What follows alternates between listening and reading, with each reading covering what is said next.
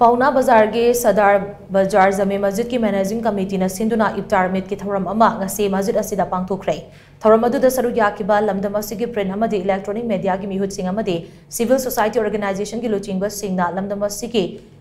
तंगदु लैताबा हंजुलंगनबा अमदि लमदम असिदा नुंगाई याइफबा पुरंगनबा पुना थौनिमिनकी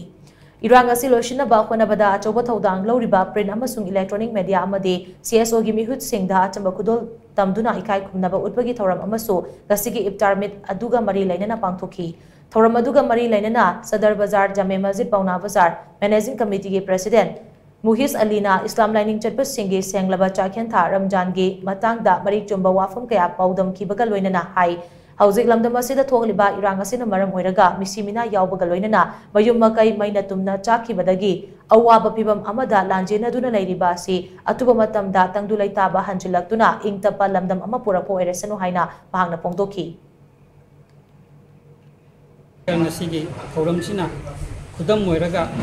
लेपाकी तंगदु लैताबा फिबम मसिदा इंगबा तपा अमा और ओइरसनु हाइबगी वाफमसि थमजरगा न्यांग हुंदा कइगुंबा खरगा थमजगे कोन ngasi बाटोन तोबदा लिंगिरगी बा पाइपुन मुसु सदर बाजार जमे मस्जिद पाउना बाजारना नुंगाइबा फोंदोकचरी